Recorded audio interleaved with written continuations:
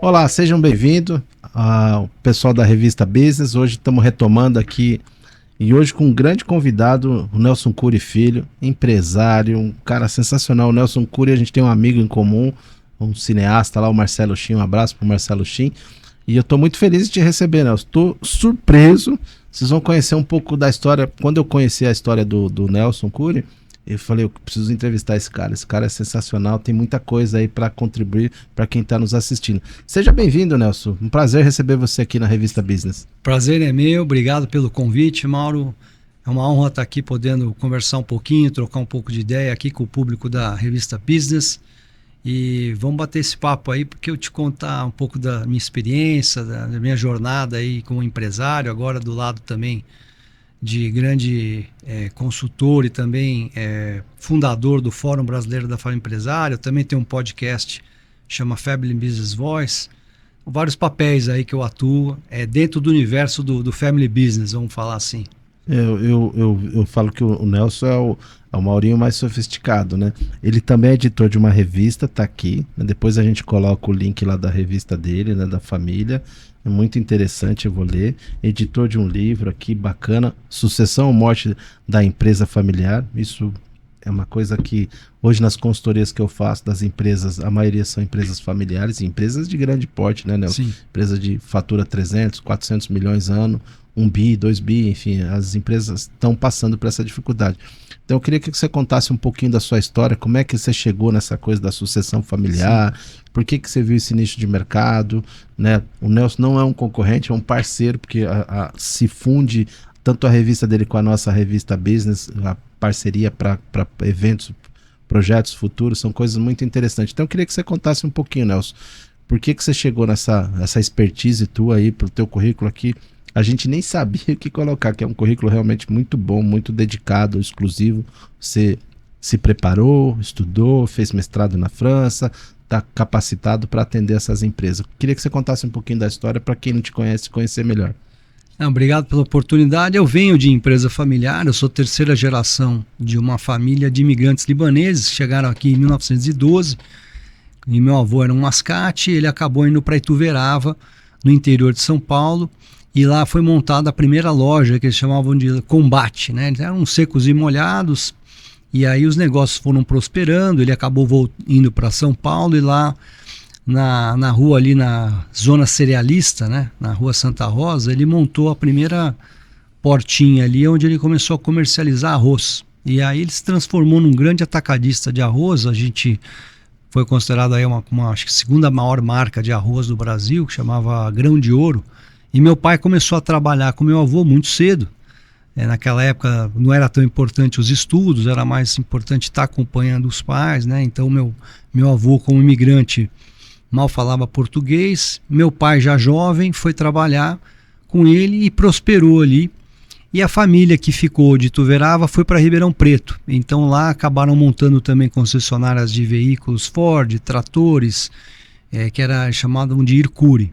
Então o grupo familiar na época era chamado de Irmãos Cury, né? Eram três, meu avô com mais 2 tios-avós, que formaram essa empresa, né? E aí prosperou, e eles migraram depois para o ramo do setor sucroalcooleiro. Eles viram uma oportunidade para comprar uma usina em Serrana, e depois meu avô comprou essa usina Santa Rita, na qual, quando eu tinha 3 anos de idade, eu acabei mudando de São Paulo para Ribeirão Preto. Então eu cresci em Ribeirão Preto, né?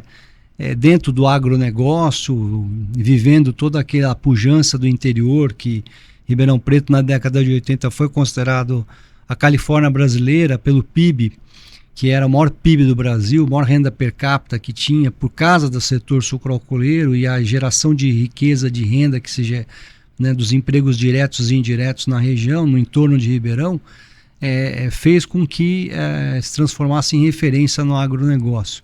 E aí eu, muito cedo, eu tinha um sonho que era estudar antes de trabalhar. E aí eu fui fazer faculdade em São Paulo, mas meu pai logo me chamou para trabalhar com ele, porque ele falou, não, estudar é coisa de vagabundo, eu não estudei, vem trabalhar. Eu fiquei naquele dilema, estuda, trabalha, estuda e tal. E aí eu acabei, ele montou um negócio para mim, que era uma grande importadora de produtos, para a gente trazer produtos da China. Então foi o meu primeiro negócio, eu acabei indo um pouco na contramão e não trabalhando na família, mas aquilo me trouxe uma bagagem fantástica de empresário muito cedo. Então continuei trabalhando, estudando, trabalhando, mas eu casei muito cedo, tive filho muito cedo. Então aquela coisa, a minha geração era tudo muito cedo, né? Casava cedo, eu casei com 22, com 24 eu fui pai.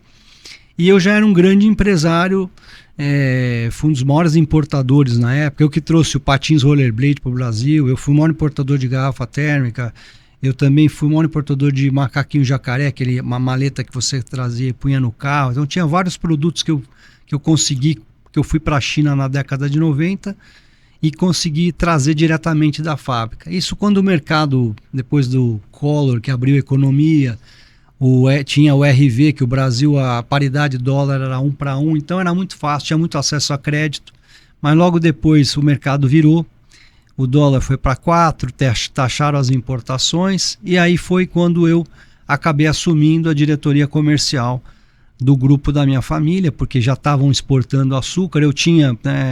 falava muito bem inglês, tinha muito contato com os bancos lá fora.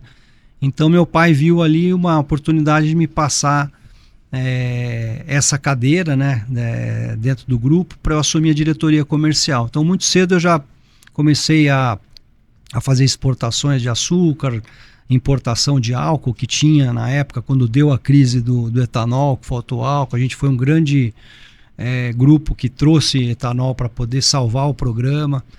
E lá também foi uma escola maravilhosa para mim, porque eu acabei passando por várias áreas dentro dos negócios, né? Então, eu cresci trabalhando na empresa da família, praticamente fiquei com 25 anos como executivo lá.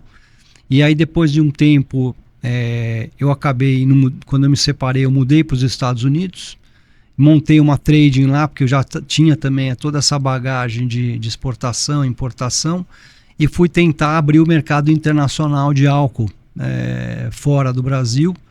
E aí acabei me envolvendo, na verdade, que estava no boom da internet, né? Quando eu fui para os Estados Unidos em 2000. E lá eu tive acesso a essas plataformas de negócio que chamavam B2B, que eram vendas feitas casadas para empresa por site.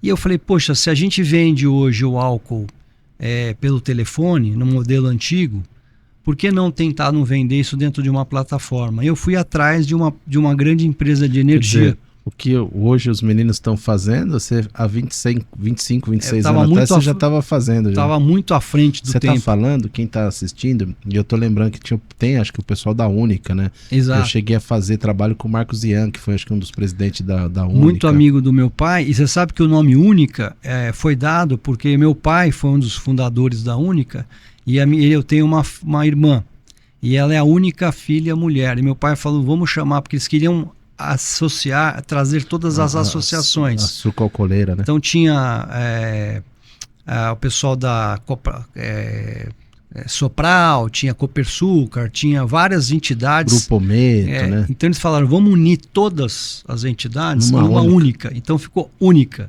E aí... o primeiro presidente, inclusive, foi meu pai que levou, acho que foi o Milton Dallari, sim, profissional. O Marcos Ian que veio depois na sequência, mas ótimo profissional. Por 8 anos eu fui editor agrícola do Jornal do Agrônomo, né? Então eu acabei, sim, nessa época eu estava no crédito, que é mais ou menos esse período que você está falando, de 2002 a 2008 eu fiquei fazendo o Jornal do Agrônomo. E a gente tinha um evento e tal. E foi a época que o ministro foi o Roberto Rodrigues, depois. Ele foi um grande ministro e ajudou muito o setor. Pela Exalc de Piracicaba e tal. Então eu acabei conhecendo todo o pessoal do agronegócio. E é exatamente o que você falou, né? Ribeirão Preto era a Califórnia brasileira, né? E aí foi nessa... é uma cidade muito próxima. Muito ainda. Eu hoje volto para Ribeirão Preto para às vezes...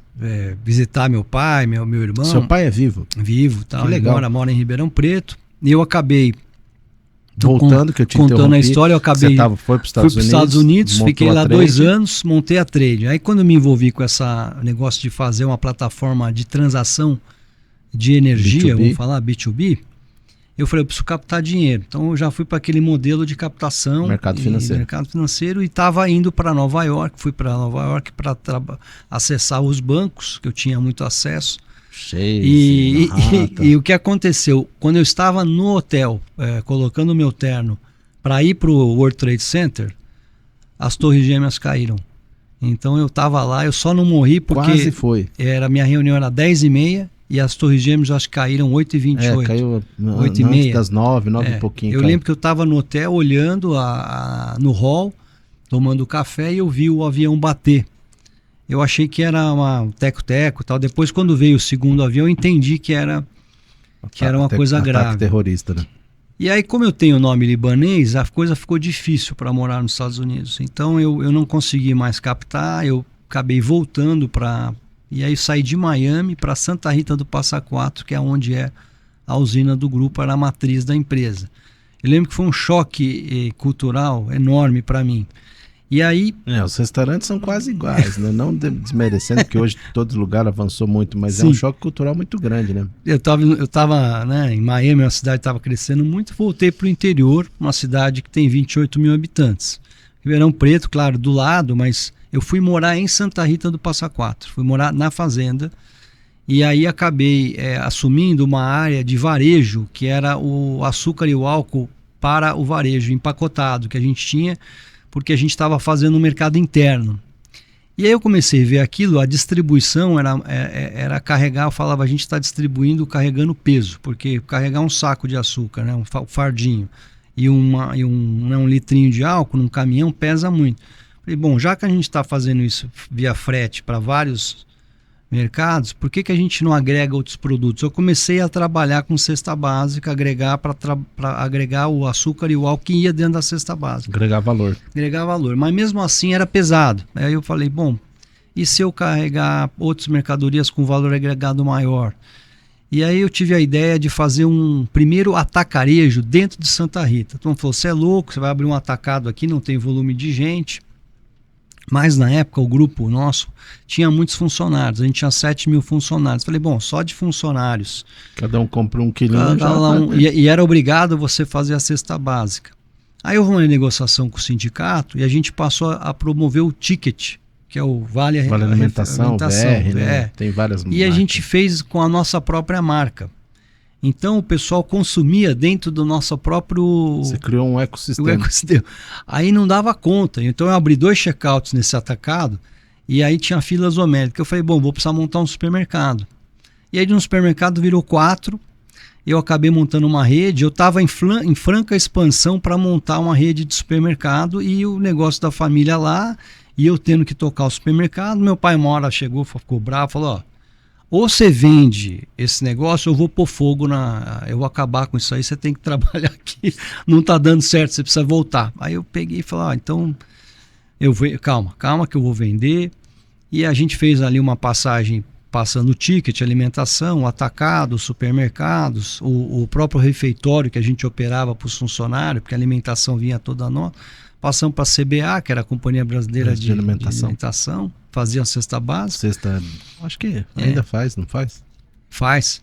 E aí, acho que é ali na saída de São Paulo, na Jundiaí, ali. Jundiaí, já. Quando eu vendi o negócio, eu entrei para a empresa e falei, bom, eu quero vir, mas eu quero que você me deixe eu organizar a parte de governança familiar. Meu pai, mas o que é isso? Não, eu não quero entrar aqui, meus irmãos estão aqui também. Vamos trabalhar com a definição de papéis, vamos trazer um consultor para fazer as regras de entrada, saída de sócios, a questão, né, do conselho de família. Eu quero criar um conselho também consultivo, um comitê gestor para aprovação dos projetos aqui, ter orçamento. Eu comecei a profissionalizar a gestão da empresa. E na época ele falou, vai fazendo aí, e eu peguei e fui tocando e me apaixonei por esse tema, que é hoje, porque também eu vou chegar lá, que acabei entrando nesse universo de governança e famílias empresárias, porque eu fiz uma escola dentro do próprio negócio da família. Então eu fiz de barba, bigode, né, como é que fala, cabelo, barba, bigode. E eu fiz tudo o que podia em termos de governança familiar na empresa da minha família. Então eu fiz desde estruturei o conselho de família, criei o que a gente chama de código de conduta, código de ética, as regras que eu chamo de deveres, compliance, direitos e obrigações de cada um, o que você pode fazer com o seu nome, você pode abrir outro negócio, se é concorrente ou não, a questão de uso dos bens em comum, então, vou usar a sede da fazenda, como é que é essa questão de uso da sede, o uso da sua imagem, questão política, né, que você falou aqui muito bem. Então, membro da empresa familiar pode se candidatar, pode ser político, público, sim ou não. Então a gente definiu várias regras que isso se constituiu um estatuto. Como se fosse uma bíblia, um código de conduta. Código de conduta. E dali a gente fez o acordo de acionistas, né? E ali criamos também o Family Office, onde a gente começou a organizar um pouco a parte de investimentos. E aí eu achei muito interessante, porque eu vi que a gente deveria partir por um papel mais relevante no sentido mais estratégico. Eu forcei a saída da família do executivo para ir para o conselho. Hoje tem o quê? Um CEO, tem um executivo. Então, tinha, né? Foi assim, aí que aconteceu? Porque nós falamos, vamos sair todos da gestão. Eram 3 irmãos, mais uma irmã que ficava mais no Family Office e meu pai como presidente. Falei, vamos para o conselho, meu pai assume presidente do conselho, vamos trazer o executivo. Não familiar. E a gente fez isso por 3 mandatos, né? Cada executivo, acho que ficaram 5, 7 anos. Ali foram de 2000, foi de 2000, aí 2099, 2000, 2005, aí 2010, 2000. Aí a gente estava no 3º executivo, praticamente, quando meu pai, eu vi que a gente acabou meio que isolando um pouco ele ali, ele fez um movimento reverso, falou assim, eu quero voltar a tocar o negócio. E eu não quero mais conselho, eu não quero mais... Qual a idade hoje do seu pai? Hoje ele tem 75, mas imagina, ele tinha 60 anos. Eu trabalhei, acho que você ele era muito novo. Com o Fernando Cardoso Penteado. Quando eu fui trabalhar com ele, ele tinha 94. Nossa. O Fernando Cardoso Penteado, que era da Maná, da IAP, ele vendeu pro Grupo Bung na época, né? Virou uma fundação, que é a AgriSUS. Ele faleceu com 107. Uau! Tem uma matéria do Globo Rural, ele com 105 falando, né? Ele em atividade, ainda cuidando das fazendas e tal. Então era um cara muito enérgico. Então seu pai é um menino ainda. Eu falo, ele tá lá feliz da vida, porque ele faz o que gosta, e a gente entendeu que deveríamos ter tido mais paciência. Então, isso é legal para quem está assistindo. A empresa está totalmente preparada. O executivo, o dono, né? Vamos chamar assim, ele acha que ainda ele está tocando e está tocando corretamente. Mas a hora que ele achar que tem que sair, ele sai, porque ela já fez a transição, ela está preparada, né, para um executivo em qualquer momento assumir, né? Sim. Aí houve... que a grande maioria das empresas não faz. E aí quando morre, geralmente, o fundador ou o principal acionista, exato. é um Deus nos acuda, é um caos. Geralmente ou fale, ou vira um monte de empresinha quebrada e não se mantém, né? Hoje eu atendo um cliente que vem de um grupo de 70 anos, né? Sim. E ela, quando fez a divisão, ela criou a própria marca e tocou, mas tanto que a gente brinca, ela tem uma funcionária de 60 anos na empresa. Começou menina, ativo e mobilizado. E a pessoa está ativa ainda, parece que está com 75 anos. E não quer sair e tal. E é funcionário, não é alto escalão, mas está lá há 60 anos na empresa. E a empresa dela, né? Que é a Edila da PTS, mandar um abraço, já acho que esse ano faz 38 anos. E é do antigo grupo TB, que esse ano acho que completaria 70 anos o TB, que é a Transbraçal e tal. Então, você detectou um nicho de mercado muito interessante, Nelson. Quando o meu pai voltou, eu resolvi sair da gestão e sair totalmente da executiva e tentar uma carreira solo, né? E aí eu fui estudar. Aí você foi realizar o sonho. Deixa eu voltar a fazer. Primeira coisa que eu pensei, né? Essa é boa pergunta. Eu falei assim, o que eu mais gostava de fazer? Onde eu parei, né? Voltei lá nos meus 15 anos, até tem uma revista que saiu, que eu recuperei, que saiu assim, uma matéria numa principal matéria, falando assim, estudos antes do trabalho. Eu recuperei essa matéria e pus no meu LinkedIn, que eu queria estudar desde o começo. Então eu falei assim, eu vou voltar a estudar.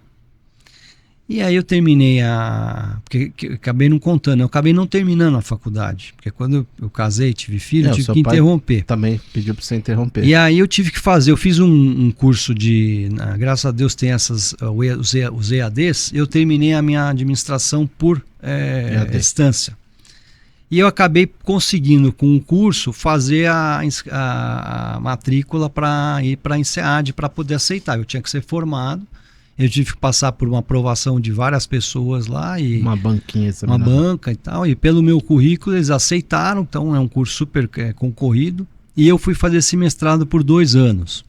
Eu não morei 2 anos na França, mas eu ficava indo e voltando. E nesse meio tempo eu fiquei vendo a oportunidade onde eu poderia usar toda a minha expertise que eu tinha tido dentro da empresa familiar para poder ajudar outras famílias empresárias que passam exatamente pelo que você está falando, que é a questão da sucessão, que é um dos principais desafios, né? Tem outros, mas esse que eu acho que é o mais emblemático, né, a sucessão. Então, o meu livro, que acabou a minha tese, ela bateu muito na tecla que não é a falta de ferramenta, porque você vê, um monte de ferramenta a gente tinha lá para fazer a governança, e mesmo assim a gente não conseguiu fazer a sucessão, meu pai acabou voltando. Então eu falei, o que realmente impede muitas vezes a sucessão? É a dificuldade, os desafios da passagem do bastão, que são muito mais de cunho emocional, né, psicológico, de perda de poder, perda de status. O negócio é meu. É aquela coisa assim, eu tô saindo, vocês estão me matando, vocês já estão me tirando, o que eu vou fazer sem fazer isso? Qual é a minha identidade? A pessoa perde a identidade. E foi um momento muito difícil para mim quando eu saí, porque as pessoas olhavam para mim e falavam, bom, é o Nelsinho Cury da usina tal. Eles não olhavam para mim como o Nelson especialista, então eu tive que... O teu pai é o Nelson Cury. Eu sou o segundo, e tenho o meu filho, que é o Neto. Então nós somos 3 Nelsons. Então, para eu poder provar a minha capacidade num negócio que eu estava montando, eu tive que estudar muito. Eu tinha a experiência na prática, mas eu não tinha a qualificação. Sim. Então eu fiz a formação, aí fui me certificar, fui fazer vários cursos na Fundação Dom Cabral. Eu fiz a certificação fora no Family Firm Institute para conseguir ter a credencial de Certified Family Business Advisor, para me transformar num advisor, num consultor. Eu fiz formação em mediação, em programação neurolinguística, em escutatória. Eu fiz o diabo, tudo que podia. Você matou a vontade de estudar. Então eu fiz tudo, falei, o que precisa fazer para ser bom nisso aqui? Isso aqui. Eu fiz e peguei também grandes mentores que me ajudaram na minha formação, né? Porque mentoria que eu aprendi é o seguinte: você pega uma pessoa de referência, bom, quem que é esse cara aqui que chegou lá? O que ele fez? Então ele fala assim, minha obrigação é não deixar você errar. Então ele dá para você o caminho das pedras, fala assim, faz isso, vem para cá, aqui eu não vou deixar você ir, volta para cá. E aí ele vai acompanhando em sessões mensais, né? Então eu fiz durante uns 4 anos, 2 anos com uma grande coach, ela é uma coach de herdeiros, depois fiz mentoria com mais 2 anos com um grande professor da Fundação Dom Cabral, que é o José Ernesto Bolonha. Depois fiz mais 1 ano com um grande consultor e empresário de empresa familiar no Canadá, que é um nome muito forte, que é o David Benton. Eu fiz 1 ano uma mentoria com ele, e essas pessoas me ajudaram a moldar também quando eu resolvi fundar o Fórum Brasileiro da Família Empresária. Porque eu vi na França que havia uma forma deles conversarem com as famílias e ensinarem através da troca de experiência, do relacionamento e de uma curadoria de conteúdo muito rica, né? Então, o que você estava falando aqui do seu negócio, o que é o mais importante? Bom, relacionamento, curadoria, né? E trocar experiência. Mas eu acho aprender através do olhar do outro. Quem está assistindo o que você está falando, eu acho que isso é um dos desafios da empresa, né? Porque o fundador ou a fundadora, né? Eu tenho grandes amigas hoje, empresárias e de grande porte. Ele se sente preterido, né? Exatamente. Por que eu não sirvo mais? Exato. Ele tem, igual o seu pai, está ativo, né? Deve tomar tá lúcido, né? Às vezes a cabeça está muito boa, fisicamente está muito bom, quer contribuir e tem capacidade ainda técnica. É necessário para as grandes empresas, ou até a empresa pequena, não importa o tamanho do seu negócio, ter essa transição. Se o fundador ou a pessoa que está à frente, ele é mais sênior e ele tem capacidade, eu acho que o teu papel, se eu estiver errado aí você me corrige, o que você estava falando, é fazer ele entender que não é isso, né? Que ele pode ficar na gestão ali, mas que o ideal, o legado que ele fundou, a empresa, o tamanho que virou a empresa, que tenha continuidade após a saída dele ou até Sim. quando ele vir a falecer, porque nós estamos aqui, não importa se é igual ao Fernando Cardoso, que foi 105, 107 anos que morreu, uma hora nós vamos embora, é uma passagem, né? Então você vai deixar um legado e ele vai ter continuidade. Do que você deixar, a hora que morrer, a empresa acaba, porque os filhos às vezes não querem, não estão preparados, não sabem tocar, não conhecem o negócio, diferente de você, que você conhece o negócio de início, meio e fim, você foi se preparar, né? Então você está qualificado. Ou se tivesse qualquer imprevisto, teu pai não ia falir a empresa, né? Que você conseguiria, porque você entende do negócio da família. Mas não é a maioria dos casos. Eu conheço alguns, não vou citar nome por questões éticas, mas que a família não quer. Se morrer o fundador, a empresa ou alguém vai tocar ou vai vender para um grupo, porque não tem interesse em tocar. Mas você está trazendo um ponto. Eu estava até tomando um café hoje de manhã com uma pessoa da geração mais nova, né? E eles estavam relatando que essa geração mais nova não tem interesse em trabalhar na empresa da família. Isso é um fenômeno novo. Sim. Que essa geração, eles têm vontade de ganhar dinheiro, eles têm vontade de fazer as coisas dele de impacto, e eles gostam muito de mais imediatismo. Aquela geração nossa que não questionava muito, tipo, meu pai falou assim, você tem que trabalhar no negócio da família. Eu nem questionei, isso aqui, você vai entrar nessa área e tal. Você começa amanhã. Então era aquela coisa assim, ok, sim senhor, e você nem perguntava se você gostava ou não daquele negócio, você ia lá por obrigação e respeito. E hoje as pessoas têm muitas opções, tem muita, né, com a tecnologia, os eventos de inovação, você tem muito acesso. E essa geração, eles querem montar a startup deles, eles querem empreender, eles querem montar uma empresa que vai ganhar 1 bilhão, vai ser um unicórnio. E ele olha para a empresa, vê aquela coisa, às vezes, obsoleta, que demora para tomar medidas de tecnologia, de avançar. E aí ele fala, eu não vou trabalhar aqui, e como você falou, perde-se a oportunidade de trazer um talento para dentro do negócio. Então essa retenção de talento é um desafio enorme, fora um fenômeno novo que está acontecendo. Eu estudo muito, né, os fenômenos novos em relação à sobrevivência, à perpetuidade das empresas familiares no mundo. E tem um fenômeno que foi chamado de Buddenbrook, que é um fenômeno na Alemanha. Eles deram esse nome de um livro alemão exemplificando uma família que não tinha mais herdeiros na linha sucessória. E hoje o fenômeno que está acontecendo no mundo é que hoje os países tendo as famílias menos filhos, o Brasil já está com esse problema. A gente acho que está tendo 1,6 filhos por habitante. Para você ter mais pessoas que possam tocar as coisas, pelo menos acho que 2,5, né? 2 filhos e meio. Então o Brasil já está com a pirâmide começando a inverter. Nós estamos com a pirâmide gorda, nosso país está envelhecendo. Na Europa, então, é o que eu falei, esse fenômeno é lá. Então o que acontece? Além da família, do membro não querer trabalhar na empresa da família, não tem membro na linha sucessória. Então tem que partir direto para a profissionalização ou vender a empresa. Então está sendo um desafio muito grande de não só hoje preparar aquele membro que está lá, mas se ele quer tocar o negócio. Hoje, Nelson, se a empresa, além do grupo familiar que vocês têm, né, o Fórum Brasileiro da Família Empresária, aonde o pessoal pode te encontrar? Se o cara está assistindo a gente e fala assim, pô, preciso conversar com esse cara, esse consultor aí sabe muito, porque você viveu todas as dores, né? Desde o empresário, do aluno, do não aluno, enfim. Como que te encontra, Nelson? Como é que funciona a tua consultoria? Eu tenho minha empresa de consultoria que chama Cedar Tree, eu faço mentoria, atendo famílias. Está no LinkedIn, tem o site www.cedartree.com.br. Depois o pessoal disponibiliza. E tem dentro também da plataforma do Fórum Brasileiro da Família Empresária, www.fbfe.com.br, que é Fórum Brasileiro da Família Empresária. E lá tem também o acesso à revista.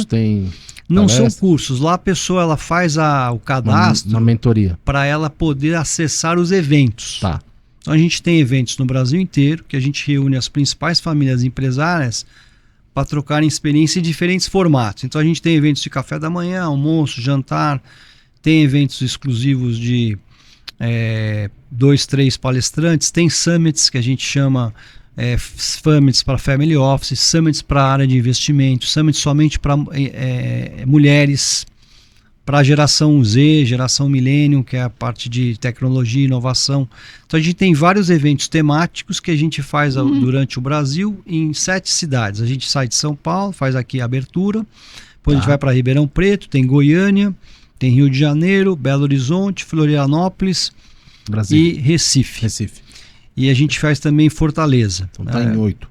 Então, Recife ou Fortaleza. E a gente agora está querendo ir para o Mato Grosso e também fazer... Mato Grosso ou Mato Grosso do Sul? Um dos dois. Eu tenho bastante pessoal de Cuiabá, mandar um abraço lá para o Amaury Monge, para o Alan, lá o secretário de Estado de Educação. Hoje estão, acho que, em Sevilha, num congresso. Um abraço pro pessoal de Cuiabá, que assiste a gente. E hoje o agro é muito forte. A referência são eles. Não é mais Ribeirão Preto. O meu xará lá, o Mauro Mendes, é um cara sensacional. Hoje Mato Grosso passou a gente, né?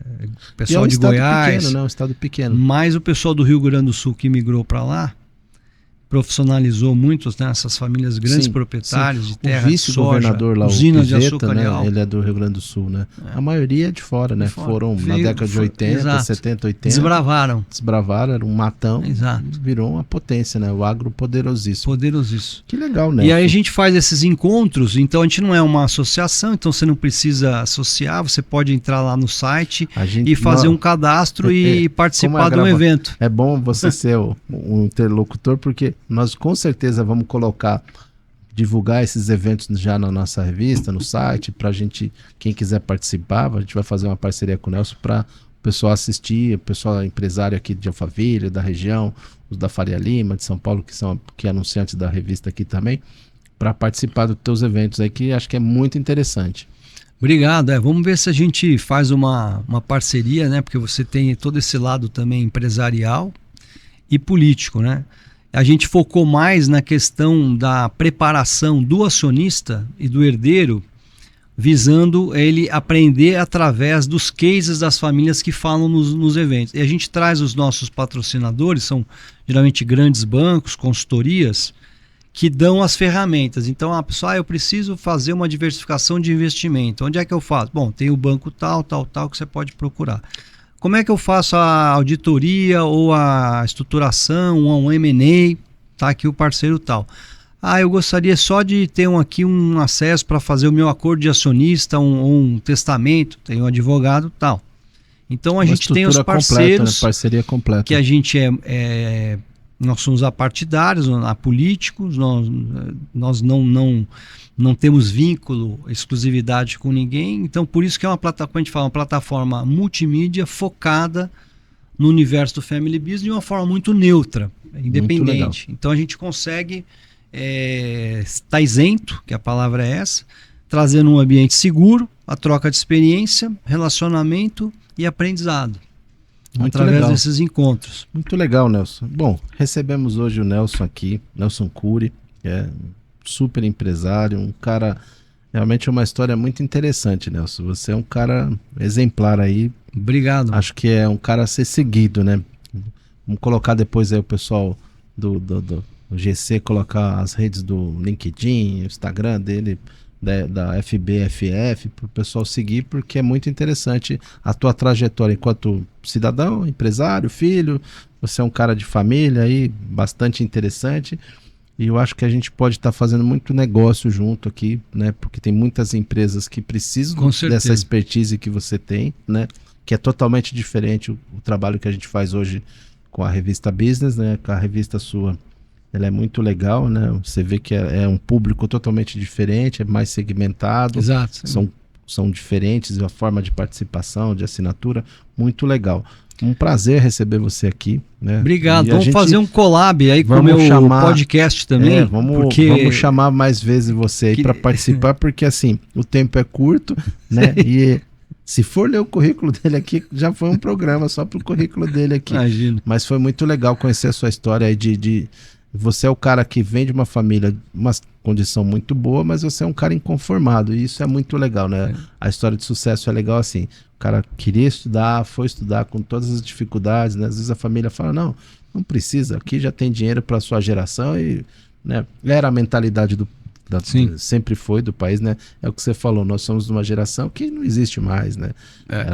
Os valores mudaram, eles se adaptaram, né? Alguns não se perdem, mas se adaptaram, né? A gente é uma geração que precisava ter carro, precisava ter casa, precisava ter patrimônio. Hoje tem o Uber, tem o Airbnb, não precisa ter carro, não precisa. A geração, eles trabalham com fundo de investimentos, é uma outra visão. O Nelson também, nós precisávamos ter carro, que era status, precisa ter uma boa casa, uma casa na praia, um sítio, uma fazenda. Primeira coisa era ganhar um carro, né? Entrou na faculdade e ganhar um carro. 18 anos. Exato. Que carro que vai ganhar? Tinha que ter tinha um carro. Era um Fusquinha, mas tinha um carro. Depois hoje, casar, tem que comprar uma casa. Eu tenho um filho de 24 anos, não quer nem saber de carro. Não tem carro, não quer saber. O de 20 tirou carta, mas eu ando de Uber, é mais barato, é mais fácil. E eles têm razão numa série de coisas, porque o mundo mudou verticalmente. Você falou do Collor, eu lembro que a gente tomava um vinho, chamava Lim From Beach, que era o que tinha de melhor, garrafa azul e tal. Era um vinho horroroso, horrível. E era o que qualquer coquetel de uma grande empresa servisse vinho. Né? E aí o Collor, de fato, foi muito importante nessa transição, nessa abertura, né? Possibilitou a gente tomar vinhos maravilhosos por um preço muito justo. Aí vieram os carros importados. Né? E ele falava que os carros eram uma carroça. Eu lembro que e eram muito ruins mesmo os carros, né? Hoje você tem carros maravilhosos aí, para todos os bolsos e todos os tipos. Então, foi um prazer. Eu queria que você fizesse suas considerações finais, porque a gente está finalizando o tempo aqui. Obrigado. Eu queria convidar vocês também a seguirem o nosso canal de podcast. A gente também tem, chama Family Business Voice, onde eu entrevisto, e gostaria de também fazer um convite para você ir lá, para bater um papo. A gente faz uma collab, porque são entrevistas onde eu trago de uma forma, vamos dizer, digital, os herdeiros, os acionistas, grandes proprietários de empresas familiares e family office, para um bate-papo de 1 hora nesse canal. Então tá lá, é só seguir, tá nas mídias sociais, tanto no YouTube quanto no Spotify, e a gente faz os cortes no Instagram. Então, Family Business Voice. E queria agradecer mais uma vez, foi um prazer conhecer toda a equipe aqui da revista Business, e também poder contribuir, né, como uma visão empresarial. O seu papel aqui é muito importante, é relevante, porque é o que eu falo, o PIB do Brasil, 75% das empresas no Brasil são de controle familiar, e 65% do PIB é das empresas familiares. Então você imagina que a relevância que a gente tem hoje em relação à responsabilidade das grandes empresas familiares. E no mundo é a mesma coisa, mais ou menos 65% a 70% do PIB. No Brasil, chega até a ser 90% pelo IBGE, né, se a gente considerar as micro e pequenas empresas. Então é o motor propulsor da economia brasileira e mundial. E então eu tenho essa enorme responsabilidade de compartilhar com vocês a importância da gente conseguir fazer a transferência de valores, a perpetuidade e a sucessão, para que essas empresas continuem gerando emprego, gerando renda e ajudando o Brasil a crescer. Muito legal esses dados. Bom, chegamos ao fim. O pessoal que está me cobrando, o meu também tem um podcast que chama Pod Café. Ele entra no período eleitoral, né? Então, a partir de abril esse ano a gente traz os convidados, os políticos, faz aquelas críticas, né? Faz as avaliações de mercado, e alguém vai me substituir aqui na revista e eu volto especificamente com o período eleitoral, com essa análise eleitoral. Foi um prazer hoje recebemos o Nelson, um grande empresário, e assista, sigam, curtam na rede, e até a próxima semana. Um grande abraço. Abraço. Obrigado.